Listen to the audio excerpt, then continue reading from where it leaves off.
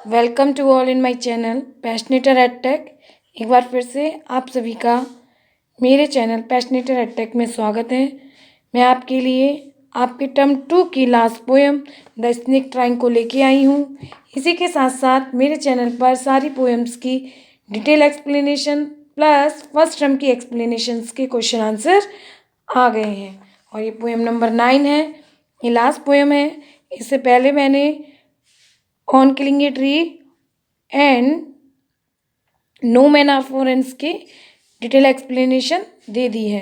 अगर अब कोई सीबीएसई बोर्ड वाले चेंजेस करते हैं, एमसीक्यू की डिमांड करते हैं, तो फिर मैं एमसीक्यू की वीडियो दूंगी, नहीं तो आपका इन वीडियोस में काम चल जाएगा। आई होप बच्चों आप लोग सारी वीडियो देखेंगे और अपने पेपर की प्रिपरेशन करेंगे। तो let's start our video. Most of us think of snakes as fearsome symbol of death. हम में से अधिकांश लोग सांपों को मौत के भयानक प्रतीक के रूप में सोचते हैं। फियरसम मतलब भयानक। But the snake in this poem is itself a victim. लेकिन जो स्नेक इस कविता में है वह खुद ही शिकार बन जाता है। तो देखिए वो कैसे शिकार बनता है। ये पीडीएफ है, आपकी रियल पोएम है, परंतु मैं इसमें से नहीं पढ़ाती, आपको पता है। मैं अपने आप से ही सारा कुछ मैटर लिख के आपको देती हूँ। तो बिना देर करते हुए हम बढ़ते हैं, पोएम के बारे में पढ़ेंगे। द स्नेक ट्राइंग मीन्स सांप की कोशिश। In the poem, the poet says that the snake tries to escape from being hit by the stick held by a person who is trying to kill it. यानी इस कविता में कवि ने बताया है कि एक सांप जो कि रेत में लेटा हुआ है वो एक व्यक्ति की स्टिक से बचने की कोशिश कर रहा है। द पोइट वॉन्ट्स टू से that all snakes are not harmful. इसमें कवि कहते हैं कि सारे जो सांप होते हैं वो हार्मफुल नहीं होते, यानी भयानक नहीं होते। Humans have a notion that snakes are dangerous and try to kill them as soon as they spot one, but it is not true. Humans के अंदर एक अंतरात्मा है, एक विचार है कि जो स्नेक्स होते हैं वो बहुत भयानक होते हैं और उन्हें जितनी जल्दी होना चाहिए उतना मार देना चाहिए, परंतु यह सच नहीं है। He tells us how a harmless green colored snake try to hide behind the green bushes in order to save itself. वे हमें यहाँ बताते हैं किस तरह से एक हार्मलेस स्नेक, ग्रीन कलर का स्नेक अपने आप को बचाते हुए हरे रंग की झाड़ियों में घुसने का प्रयास कर रहा है। इंग्लिश में है या हिंदी में भी हम देख लेते हैं, आपको बहुत बेनिफिट रहेगा। यह सांप के बारे में एक सुंदर कविता है। एक दिन एक तालाब या नदी के किनारे रेत पर एक सांप लेटा हुआ है। कोई व्यक्ति इसे देख लेता है और डंडा लेकर उसके पीछे लग जाता है। वह उसे मारना चाहता है। सांप पीछे पड़ी हुई लाठी से बचने का प्रयास कर रहा है। वह अचानक अपने शरीर में घुमावदार मोड़ डालकर भागता है। यह बहुत ही सुंदर और मनमोहक लगता है। वह अपने आप को लाठी के प्रहार से बचाने के लिए पानी के ऊपर से सरकता है। कवि इस सारे दृश्य को देखता है। वह पीछे कर रहे उस आदमी से कहता है कि वह सांप को बिना कोई चोट पहुंचाए चले जाने दे। वह कहता है यह एक छोटा सा सुंदर हरे रंग का सांप है, यह तो एक छोटे से बच्चे को भी हानि नहीं पहुंचा सकता है। लेकिन पीछे करने वाला कवि की बात नहीं सुनता। वह सांप के पीछे पड़ा हुआ है, लेकिन सांप हरे सरकंडों के बीच लहरों में ओझल हो जाता है। बच्चों आपको हिंदी एक्सप्लेनेशन, इंग्लिश एक्सप्लेनेशन सब समझ में आई होगी। और ये जो पोएम लिखी है वो WE रॉस ने लिखी है, जिनका फुल नेम है विलियम राइटसन रॉस। इनकी आप पिक्चर देख लीजिए। इनका जन्म 14 जून 1894 में हुआ और मृत्यु अगस्त 26, 1966 में हुई। यह पीटर ब्रॉक ऑनटोरियन में पैदा हुए थे, जिन्होंने जियोफिजिक्स की टोरंटो यूनिवर्सिटी में से स्टडी की थी। इन्होंने कैनेडियन एक्सपेडिशन में सेवा की और force in world war first as a private in single corps, एक सिंगल कॉर्प्स के रूप में वर्ल्ड फर्स्ट वार में यानी विश्व युद्ध में भी इन्होंने अपनी सेवाएं दी। Ross earliest work are written and free verse, उनके फ्री वर्स में लिखे गए थे पहले work. Some of work written by him are anthology of Canadian verse, experiment 1923, 29 and ships and sounds. ये सब उनके बारे में इंफॉर्मेशन है, तो आप देख लीजिएगा, और अगर आपको कोई प्रॉब्लम हो तो आप पूछ लीजिएगा। ये उनकी पिक्चर है, WWE रॉस, लग भी रहे हैं भाई WWE वाले जैसे। आप वर्ड मीनिंग देखेंगे, escape to get clear away मतलब बच जाना, हिंदी लिखते जाइएगा। परस्यूइंग, परस्यूइंग मतलब चेजिंग, पीछा करना। कर्विंग टर्न्स यानी मोड़ावदार। ग्रेसफुल अट्रैक्टिव शानदार। ग्लाइडेड्स क्रीप्स यानी जो हरी हरी झाड़ी होती है वो। स्ट्रोक हिट मारना। रीड्स हॉलो स्टैम्प यानी जो बांस होते हैं वो। हार्मलेस नॉट डेंजर्स अनहानिकारक। ऑब्जर्व वॉज सीन देखना। चेस्ड अवे वॉज फॉलो पीछा करना। Vanished out of the sight दुबक जाना। रिपल्स वेव यानी पानी का बहाव। स्लिम यानी पतला। बच्चों आई होप आपको एक्सप्लेनेशन और पोएम के बारे में पता चल गया होगा। अब हम इसको के कंपेरिजन्स देखेंगे और इसकी लाइन वाइज लाइन एक्सप्लेनेशन भी करेंगे। फर्स्ट स्टेंजा, जब तक आप इन क्वेश्चंस को देखिए और इसके आंसर कमेंट बॉक्स में देते चलिए।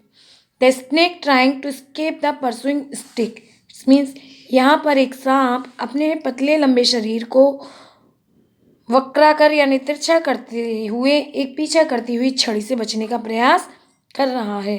The snake trying to escape the pursuing stick with sudden curving of thin long body. How beautiful and graceful are his shape. उसका आकार कितना सुंदर एवं शानदार है। He glides through the water away from the stroke. वह बाढ़ से बचने के लिए पानी में सरकता जा रहा है। एक बार दोबारा से देख लेंगे पूरी हिंदी एक साथ।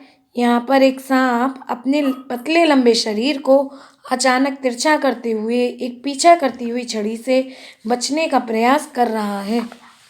उसका आकार कितना सुंदर एवं शानदार है। वह बाढ़ से बचने के लिए पानी में सरकता है।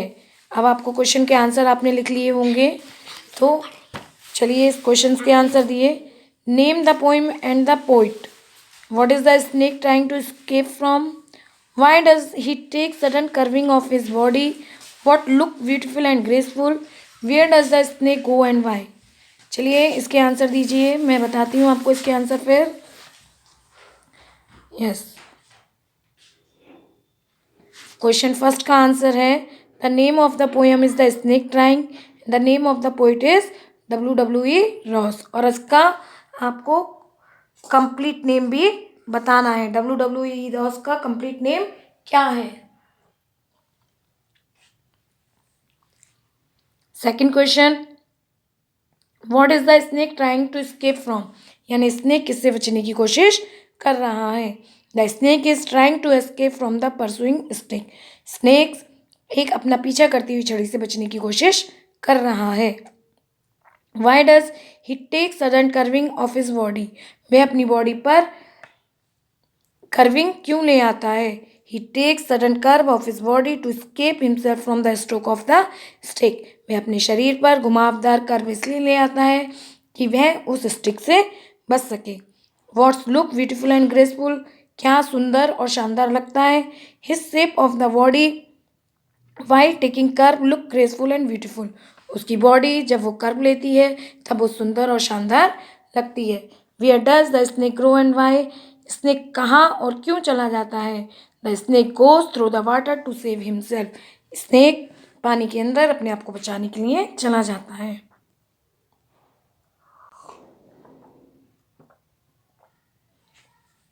अब पैराग्राफ 2 देखेंगे।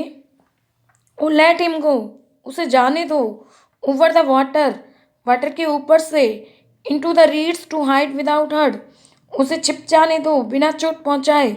स्मॉल एंड ग्रीन, छोटा व हरे रंग का। He is harmless even to children, वह हानिकारक नहीं है यहाँ तक कि बच्चों के लिए भी नहीं। ठीक है, दोबारा देखो। अरे, उसे पानी के ऊपर से सरकते हुए सरकंडों में छिपने के लिए बिना चोट पहुँचाए जाने दो। वह छोटा व हरे रंग का है, यहाँ तक कि वह बच्चों के लिए भी हानिकारक नहीं है। चलिए इसके क्वेश्चन के आंसर आप लोग लिख दीजिए, तब तक मैं वेट कर रही हूँ। आई होप आपने आंसर लिख दिए होंगे। चलिए आंसर देखते हैं। Who does him refer to in the first line of the stanza, यानी हिम फर्स्ट लाइन में इस स्टेंजा में किसको कहा गया है? Answer, him refers to the snake, him snake से कहा गया है। Where he is he going, वह कहाँ जा रहा है? He is going over the water into the reeds, वह पानी के ऊपर से रीड्स में जा रहा है। Of what size and colour is he, वह किस साइज और किस कलर का है? He is of small size and green colour, वह छोटे साइज का और हरे रंग का है।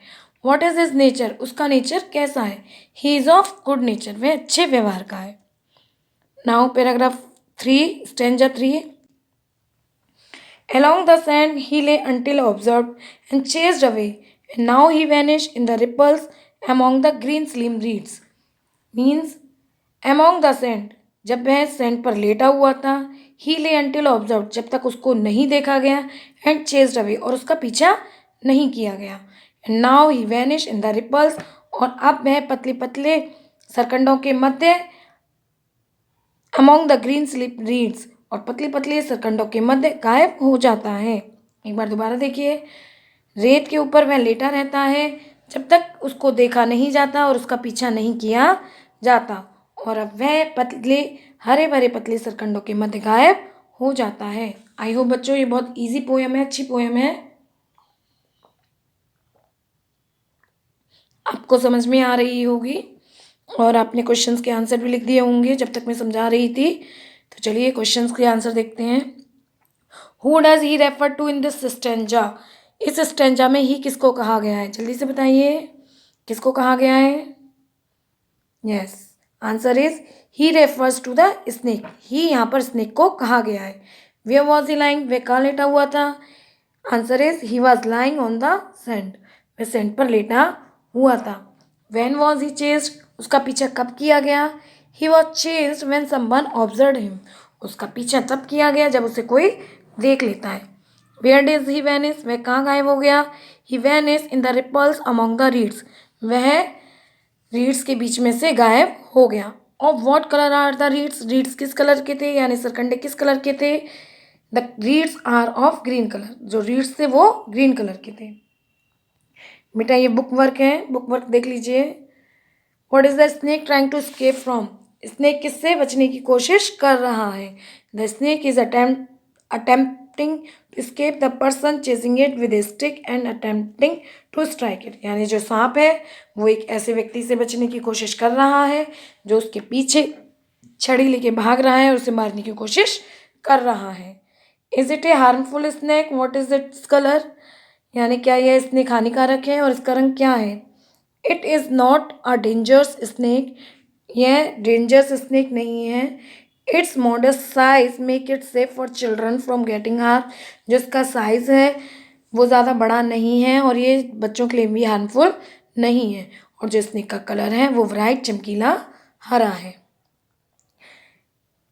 3. The poet finds the snake beautiful, find the words he uses to convey its beauty, यानी पोइट ने स्नेक को यहाँ पर सुंदर पाया है और उन वर्ड्स को बताइए जिससे उसकी सुंदरता का पता चलता है।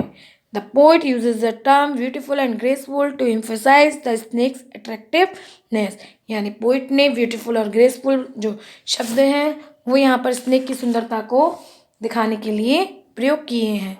ही also use the word harmless to characterize its one of a kind trait which the poet believes in the is the snake's charms, यहाँ पर उसने हार्मलेस को भी यूज़ किया है जो कि स्नेक के एक काइंड ऑफ ट्रैक्ट यानी एक प्रकार को बताता है और उसके चार्म को भी बताता है। What does the poet wish for snake, इसका मतलब है कवि सांप के लिए क्या कामना करता है? The snake according to the poet should be left alone, snake poet के अकॉर्डिंग उसे अकेला छोड़ दो। He wants the snake cross the pond and hide deeper in the reeds, वह चाहता है कि स्नेक पॉन्ड को क्रॉस करके रीड्स के अंदर चला जाए। The poet thinks the snake's charms and appears are unique characteristics, और पोइट सोचता है जो स्नेक का चार्म है, खूबसूरती है, वो एक क्या है, अच्छी करेक्टरिस्टिक है, यानी उसकी एक विशेषता है। Now question number 5, where was the snake before anyone saw it and chased it away, where does the snake disappear, यानी उस सांप को देखने से पहले और पीछा करने से पहले वह कहाँ था और फिर वह कहाँ पर गायब हो गया। The snake lay in the sand until it was notice and scared away, जो सांप था वो रेत पर लेटा हुआ था जब तक उसे देखा नहीं गया, जब तक उसका पीछा नहीं किया, और उसके बाद in the ripples of the lake the snake vanish amongst the green reeds, और उसके बाद जो सांप था वो झाड़ियों के अंदर, हरी झाड़ियों के अंदर गायब हो गया। Now question number 6, find out as much as you can about different kind of snake from book in the library or from the internet. Are they all poisons? Find out the name of some poisonous snakes.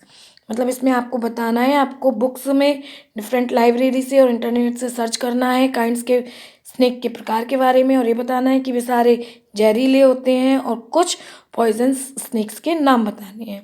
तो इसका answer मैंने short में लिखा है, आप चाहें तो long में लिख सकते हैं। देख लीजिए, no snakes are not all poisonous, यानी सारे स्नेक्स जहरीले नहीं होते। Indian cobra, common krait, Russell's viper and saw scale viper are some of the deadly snakes, यानी ये सारे जो स्नेक्स के नेम हैं ये बहुत भयानक स्नेक्स होते हैं। आई होप बच्चों आपको पोएम समझ में आ गई होगी। अब इसके बाद बस आपकी बिहाइव के लॉन्ग चैप्टर का टर्न है। आपकी पोएम आज सारी फिनिश हो गई हैं, फर्स्ट टर्म से लेके सेकंड टर्म तक सारी पोएम यहाँ पढ़ी हुई हैं डिटेल एक्सप्लेनेशन के साथ। बच्चों आप लोग एक्सप्लेनेशन देखो तभी आपका भला होगा, पोएम को समझो पूरा, क्योंकि कॉन्सेप्चुअल स्टडी हो गई है, आप लोग नहीं देखते फिर आप पेपर में फंस जाते हैं। इसीलिए आप पूरे पोएम को पढ़ें, खुद से क्वेश्चन आंसर बनाएं, आंसर देने की कोशिश करें, और जो क्वेश्चन आंसर मैं देती हूँ उन्हें रट लें, तभी आपका भला हो सकता है, क्योंकि कंसेप्चुअल स्टडी है, कहीं से भी कोई भी क्वेश्चन पूछा जा सकता है। तो प्यारे बच्चों मिलते हैं आपकी बार पैकिंग के साथ, और पैकिंग करेंगे हम पैकिंग वाले चैप्टर की, मेरा one of the favourite chapter है। और एक बार और बच्चों सारे बच्चे लाइव आ जाया करो, अच्छा लगता है, क्योंकि लाइव चैट में आप लोग आंसर देते हैं तो आपकी प्रैक्टिस भी हो जाती है। और अगर आपको कुछ और चाहिए तो मुझे कमेंट करके बता भी दीजिएगा। ठीक है, मिलते हैं फिर इसी प्रकार की नई पोएम के साथ। Have a nice day, bye bye.